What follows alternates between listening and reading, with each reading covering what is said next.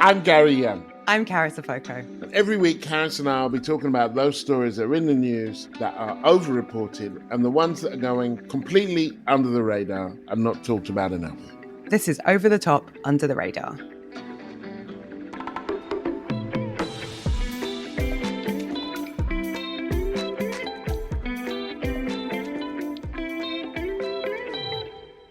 Carys. Gary. How you been? A lot has happened. I've been good. Obviously, you know, the weather got worse. We've all had to process that emotionally.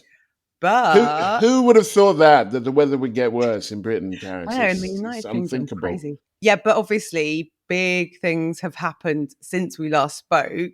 We couldn't get into it because of when we recorded the podcast, but obviously it's been the Met Gala. I assume that's what listeners are tuning in for. Not the arrival of fascism light into our city councils, but yes, the Met Gala. How could I not have seen the kind of different things about who was wearing what? There was a theme to this one, I think. There's a theme to everyone, Gary. Oh, okay, theme. Fair enough. Yeah. The only meme that I saw that I thought was really funny was of that gorgeous guy from Bridgerton.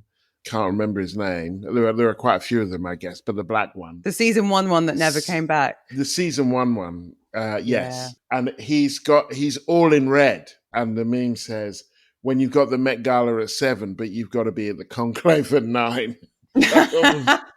Yeah, so the theme this year was actually super fine tailoring black style, which could have gone very wrong, but people behaved themselves. That's a very elaborate theme. Yeah, I think it's really the first one referencing blackness, but it's always an elaborate theme or something quite conceptual so that people can sort of fill their boots. I didn't see Bridgerton guy, but there was some strong looks. What else has been happening since we last spoke? You know, it was bank holiday weekend and we had a hair event in my house. My daughter's, she's got long plaits and weave, and every now and then you got to take it out. And when you take it out, it takes ages. That's your weekend done. Did someone take them out or did you guys take them out? No, we took them out. Yeah, I think I've taken your daughter's hair out before, maybe when she was a bit younger. I think I was part of a crew.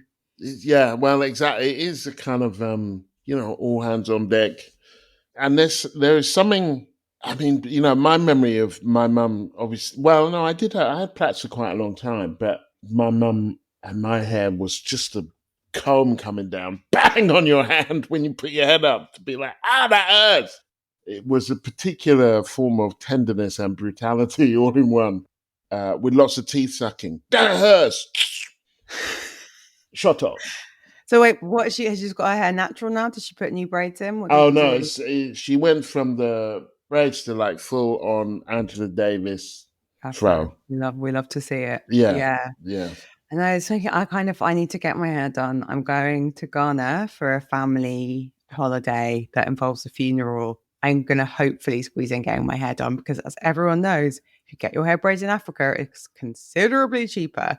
It takes no less time, arguably more time, but it will save me a lot of money. So yeah, you've reminded me I need to get some braids in.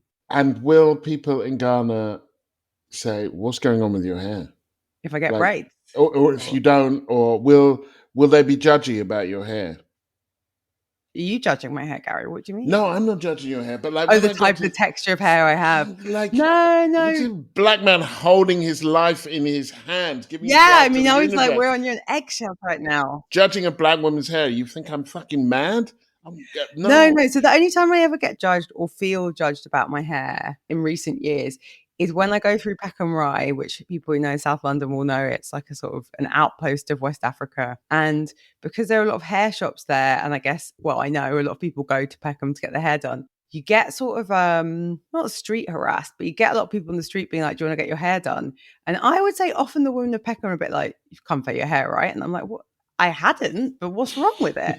No, kind of like they're used to my hair texture. But yeah, okay, so hair taking out, that was your main activity. That was the bank holiday I'll never get back. Yeah.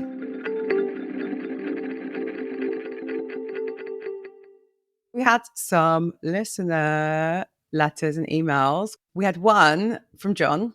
Hi, Over Under, like that's a name. Very busy and don't always have time for a podcast, but I'm replacing a fence. So I thought I'd catch up with Gary and Carys. As a historian and ex-teacher, I would suggest national curriculum is currently a form of state control. History in schools is a reflection of government priorities. Having 7 years of the Tudors feels to me like an expression of colonialism. Thanks for talking about difficult issues in a way that provides some hope, humour and stimulation. Love to you both. Take care. That was lovely, John. I hope the fence is done. Yes, I hope that we weren't too much of a distraction, John, and thank you. You can find us all over socials, be it Blue Sky, Instagram, TikTok, YouTube, Facebook, or X at over_under_pod_. Today, I want to talk to you about immigration and mental health. And I want to talk to you about Burkina Faso's leader, Ibrahim Traoré, and what we're missing on VE Day.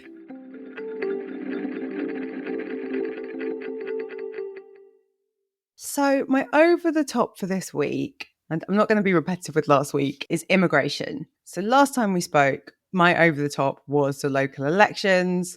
We recorded that podcast last week while the elections were taking place.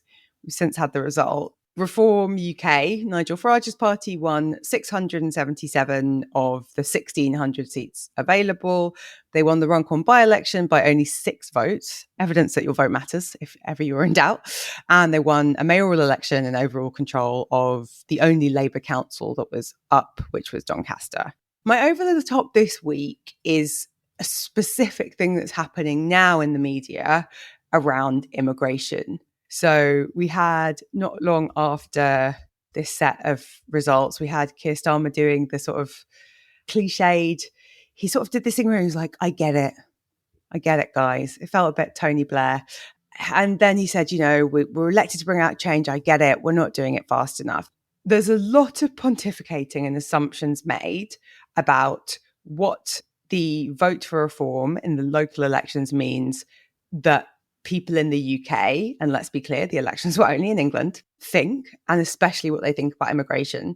And an organisation called 38 Degrees put out some really useful research in the wake of the election. Clearly, this vote for reform means something about immigration, but actually what 38 Degrees found, who polled a set of people in Runcorn, so that's the place that just voted reform, just hours before reform's victory in the by-election. So they talked to people who had voted Labour, who had converted to reform, and Labour loyalists, so people who did try to keep Labour in power. And they actually found that the cost of living was far more frequently discussed by those voters than immigration. So in each of those focus groups, the cost of living dominated, and concerns about immigration only came up in the context of pressure on local area public services. So what we're seeing in the media and what we've heard from Keir Starmer is this sense that this reform vote in the local elections means something in terms of immigration. And almost undoubtedly, it's going to mean that we get even more dog whistle, problematic speeches and policies from the government and the Conservatives. But if you actually look at the data and what reform voters say, it's not to say that people who vote for reform don't care about immigration, they do. But in this specific election, a lot of them actually cared about the economy and the cost of living. And that's actually backed up by a bigger study that Hope Not Hate did towards the end of last year. They polled 4,000 reform voters. And again, they found that immigration was a source of concern. But the other thing they found was that because there are now so many reform voters, you can't sort of treat them as monolith, that reform voters on lower incomes, so less than £30,000 a year, are more economically left-leaning compared to those earning over £50,000 a year who are more libertarian and small government. So reform voters that are on lower incomes, so working class reform voters, support things like punishing the water companies for leaking sewage everywhere, bringing railways into public ownership. In fact, one of the main things that is markedly different and consistently true about reform voters, which the Hope Not Hate survey found and which we hear again and again, is that over 8 in 10 reform voters think the political system is broken, and 92% think that politicians don't listen to people like me. So that is much more negative about the system and much more negative about how heard they feel than the national population. Those numbers are 71% and 69% for the UK as a whole. I am not saying that people who support reform are pro-immigration, but it is more complicated than that. I think you're right. And I think the nuance is important and speaks to a certain kind of a social elitism within journalism, which is really toxic. So I think that it's important not to caricature and stereotype people, really, and that there are complex reasons, as you say, why people do things. Many of the things that reform voters say about politicians, and don't care about people like me and all that, could also apply to a large number of journalists and columnists, frankly. The group of people most likely to become journalists now are relatively well off. I think I've said this before. The Sutton Trust report that showed that columnists were a more elite group of people in terms of private school and Oxbridge than lords or senior judges. That contempt, and I saw it with Trump voters, an attempt not to understand why people are doing things, but to say, yeah.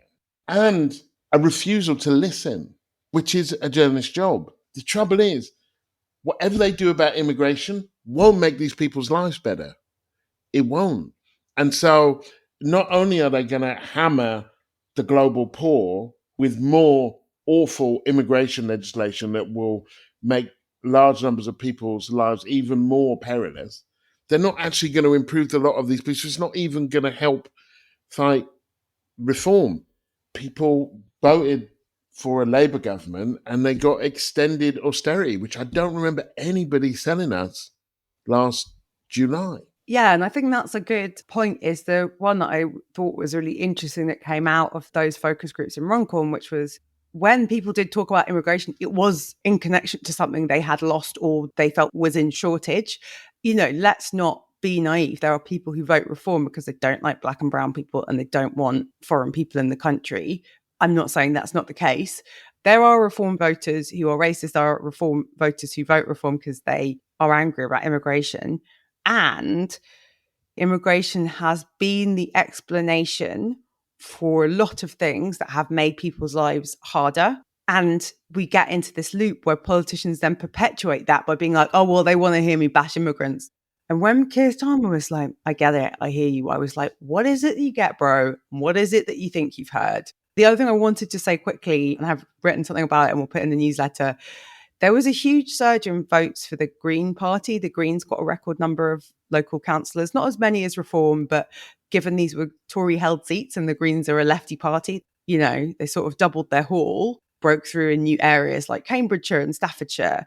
I spoke to a Green Party activist who said, we get a lot of people on the doorstep who were like, yeah, look, it's either Reform or Green. And that might sound strange to people, but if you understand these votes as two fingers up to the political system and two fingers up to these established parties that people don't trust and feel have lied to them, then it makes a little bit more sense.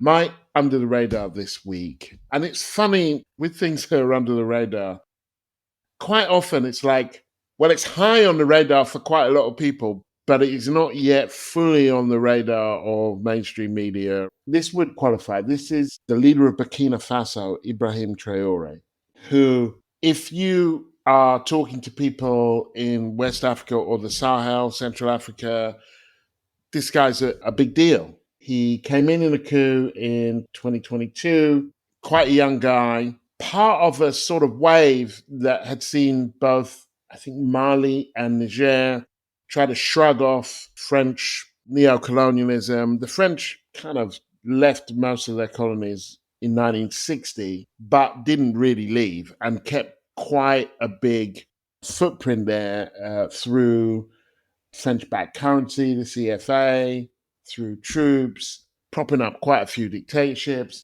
Anyhow, this guy's like, right, we're done with the French. The French military were largely expelled. He nationalized an awful lot of the mineral companies, including gold, and it's kind of set out, and gender might be a bit strong, but a nationalist, looks like an anti-imperialist agenda, which rhetorically at least aims to kind of actualize African independence. Yes, we formally got our independence in the 60s or 50s or whenever, but actually to be independent, to be sovereign, we actually have to be in control of our destiny, and we're not. And so he is hailed in West Africa, I think earlier this year at the inauguration of the Ghanaian Prime Minister or Yeah, it was the President. Would that be January, the about right? Ghanaian. In Yeah, January, it was the yeah. January inauguration. He got the biggest cheer. He was the man. So there is that. It is also true and should not be denied that he's still a dictator. There's been a lot of reactionary stuff has gone on. He wants to bring in capital punishment. He wants to make homophobia great again. Like he wants to legalize homophobia. He wants to ban homosexuality, basically. There have been worrying accounts of civilians being killed in some areas from Human Rights Watch. Burkina Faso is in the middle of a war with Islamists, which in any war of that kind, there is going to be a horrible shrinking of human rights, which we shouldn't accept, but we should at least acknowledge that that will be a lot of where it comes from. Not an unproblematic character, actually, in a range of ways, a deeply problematic character, but not only a problematic character. Yeah, I thought it would be an interesting one for us to discuss. He's a really interesting one because he has become this folk hero. He's very young. My dad calls him that young man. And he wears like a red beret at a jaunty angle because he's a military dictator. So he's in military uniform most of the time. So he's got this like folk hero status. I've got these sort of two feelings. So one is there's this bigger realignment that's happening in West Africa. He is one of 3 West African states where there have been, and they are all Francophone African, and that's not a coincidence, Mali, Burkina Faso, Niger, which just seceded from the Economic Community of West African States, so ECOWAS, like the EU, but West Africa, to just give you a short version of that. So it has free movement, it's a trading group. And those 3 groups all have military coups, all of which are very explicitly anti-French and anti-Western influence in their countries, which, if you look into their histories, has been consistent and egregious. And they've sort of seceded and created this bloc called the Sahel states. And yeah, I don't want to come on and cape for Ibrahim or everything that he does, but I do think there is this interesting and difficult dilemma for African progressives and progressive more broadly, which is that these democratically elected leaders in a lot of African countries are actually just puppets of the French. We had one political leader in his bunker mid-coup calling Macron. And, you know, we talked about it a few months ago. Macron himself has made some pretty problematic comments about French military presence in the region and asked to be thanked for having French troops in West African countries. These anti-imperialist figures who are not democratic, I think we have to understand their appeal in countries that are still being impoverished by imperial powers. And then I think the other thing is, like, there is an issue with Islamism and extremist Muslim groups in West Africa, you know, groups like Boko Haram. And there are always attacks made on leaders that are anti-imperialist, like most famously, you know, Kwame Nkrumah, who was the socialist president of Ghana and who helped to create the African Union, was ousted by a CIA-backed coup. Like, we do know that that was true.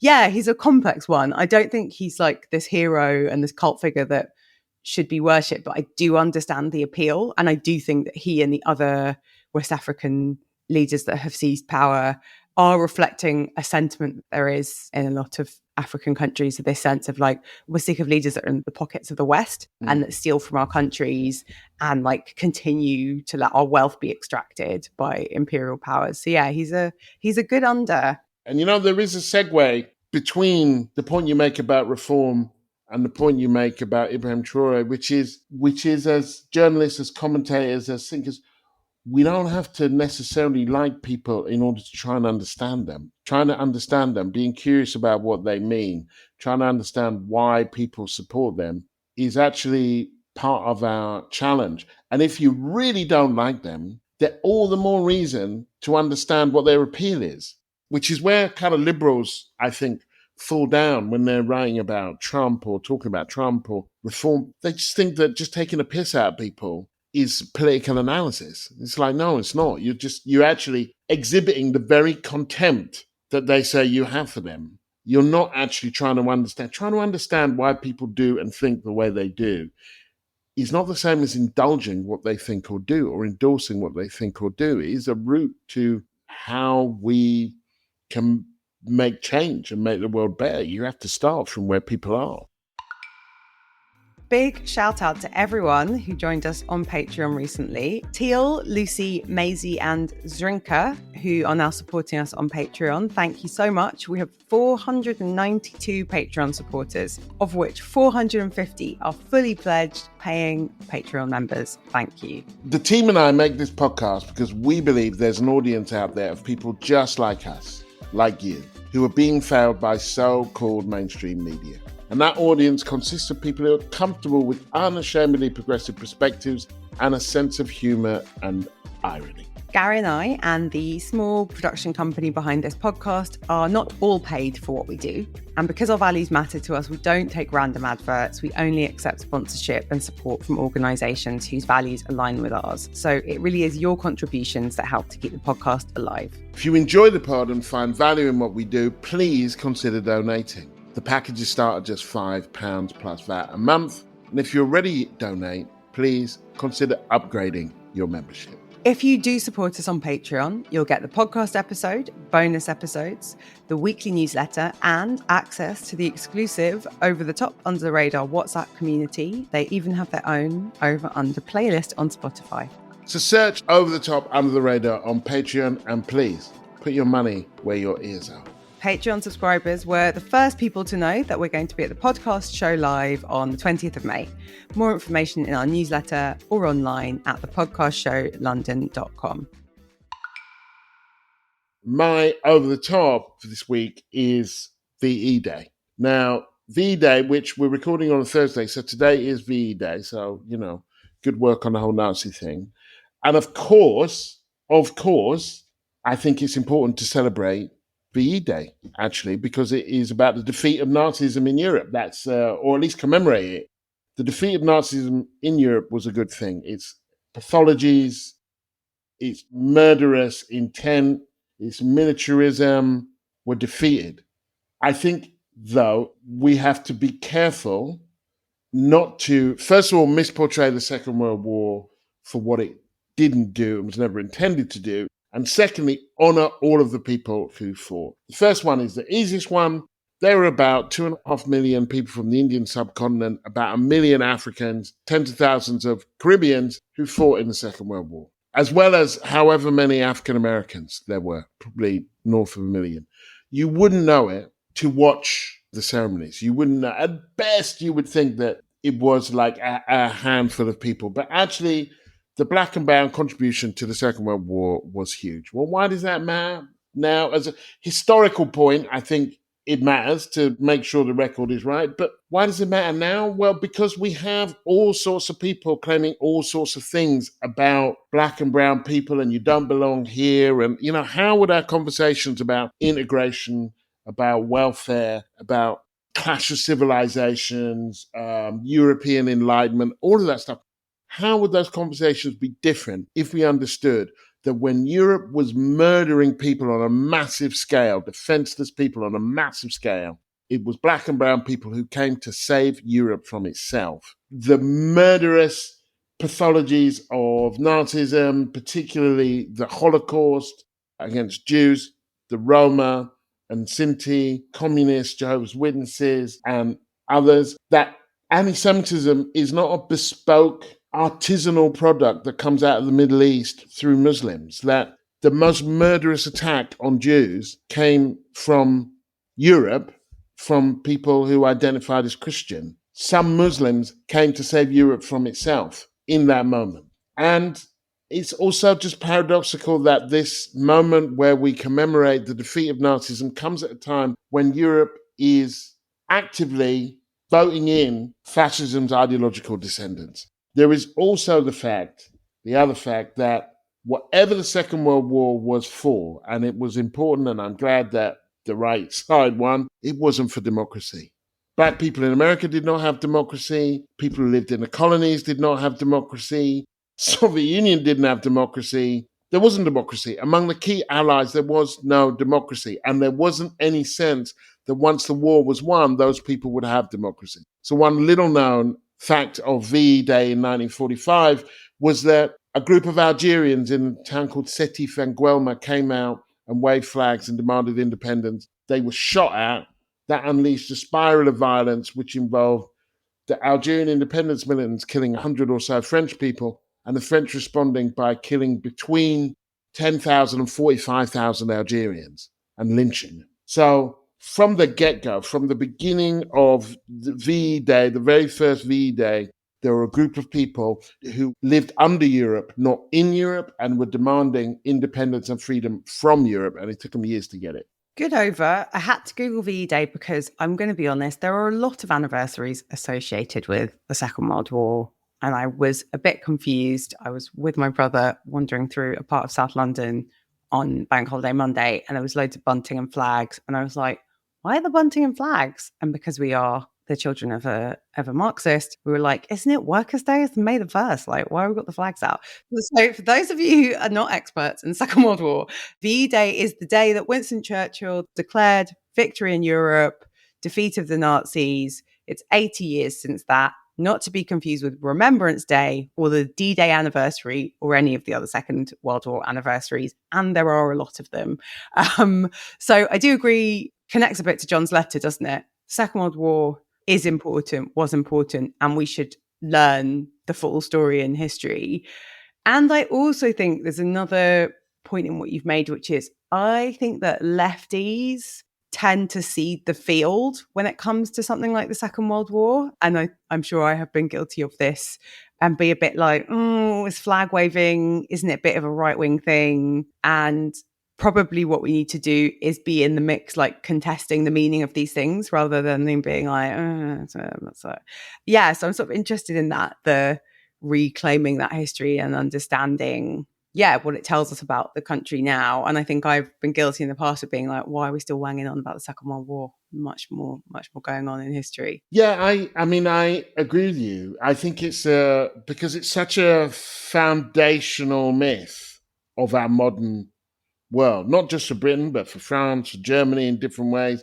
It's a big reason why we have the EU. It's a big reason why we have NATO. What happened in the Second World War is a major reason why we don't count people on the basis of race and ethnicity. It absolutely shapes Germany's foreign policy, particularly with regard to the Middle East. But also I've just been intrigued by the number of stories, because I've been studying this as part of my research, just a number of stories that we just didn't know, and how that shapes how we kind of understand the world today. And I do think, particularly in a moment of rising fascism, it's a bit odd to celebrate the defeat of fascism when you just voted it in. It's not that we want to know more about it, it's that we want to know it told in a more honest and not inclusive, like including people who weren't there, but just inclusive in terms of like actual, just accurate. My under the radar is mental health and the sort of growing mental health crisis. But the reason I wanted to talk about it this week is that a study has been done by political scientists at Tufts University and the University of Massachusetts that compared the mental health of conservatives and liberals. So it was in America, so that's the terminology that they used. And what the study found was that conservatives and liberals don't have a huge difference in mental health. They have a difference in how they talk about mental health. So conservatives tend to rate their mental health more positively than liberals. But if you drill down and use a different phrase, so if you ask them about their mood, then that difference disappears. So conservatives like rate themselves highly in terms of how their mental health is and lots of other sort of measures of happiness. But when you ask them how their overall mood is, there is no ideological gap. And I thought that was sort of neat and cute. Because, people at the New York Times have run stories claiming that liberals are unhappier. And there's a lot of politicization, I think, of the concept of mental health, and a lot of very annoying headlines from politicians and the media suggesting that, everyone's making a fuss over nothing, when the actual fact is the World Health Organization and the International Labour Organization have identified that there is a global crisis in mental health. there was a huge spike of depression. It increased by 25% in 2020 to 2021, which was during the pandemic. But we have not returned to pre-pandemic levels. And the elephant in the room is, like, I think people's mental health is bad because capitalism is bad for your mental health. And like, it's a symptom of a system that's like pretty harsh on people. So should we be surprised that they're suffering? Like 1 in 8 people have a mental health condition or like living with a mental health condition.